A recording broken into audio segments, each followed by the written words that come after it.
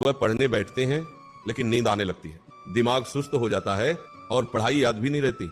और यही वजह है कि कई लोग सुबह उठ तो जाते हैं लेकिन पढ़ाई आगे नहीं बढ़ पाती। सच बात तो यह है कि समस्या पढ़ाई में नहीं है, समस्या तरीके में है।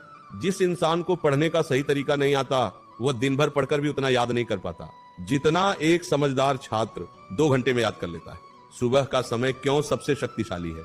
सुबह का समय सिर्फ एक समय नहीं होता, ये दिमाग की सबसे पवित्र अवस्था होती है। जब सूरज उगता है तो प्रकृति भी शांत होती है, हवा में शोर नहीं होता, मन पर बोझ नहीं होता, दिमाग पर दिन भर की थकान नहीं होती।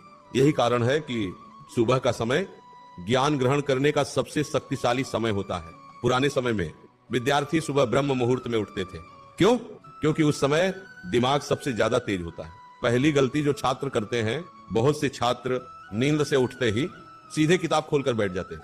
यही सबसे बड़ी गलती है, क्योंकि जब तुम अभी अभी नींद से उठे हो तब दिमाग पूरी तरह जागा नहीं होता, और जब दिमाग जागा नहीं होगा तो पढ़ाई कैसे याद होगी? इसीलिए सुबह पढ़ने से पहले सबसे जरूरी काम है अपने शरीर और दिमाग को जगाना। सुबह उठते ही क्या करना चाहिए? जब तुम सुबह उठो तो सबसे पहले अपने आप से कहो, आज का दिन मेरी जिंदगी बदल सकता है। फिर बिस्तर से उठ जाओ, आलस मत करो। इसके बाद अपने चेहरे पर ठंडा पानी डालो। ये सिर्फ पानी नहीं होता, ये तुम्हारे दिमाग को जगाने का तरीका होता है। फिर 2 मिनट के लिए गहरी सांस लो, धीरे धीरे सांस अंदर लो और धीरे धीरे बाहर छोड़ो। ये छोटा सा अभ्यास तुम्हारे दिमाग को शांत भी करेगा और सक्रिय भी करेगा। पढ़ने से पहले मन को स्थिर करना।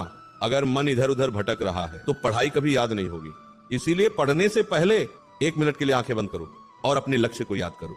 सोचो तुम क्यों पढ़ रहे हो, तुम्हारे माता पिता तुमसे क्या उम्मीद रखते हैं, तुम्हारा भविष्य किस पर टिका है। जब ये बातें दिल को छूने लगती हैं तो मन अपने आप पढ़ाई में लगने लगता है। पढ़ने का सबसे प्रभावी तरीका, सुबह पढ़ाई कैसे करें?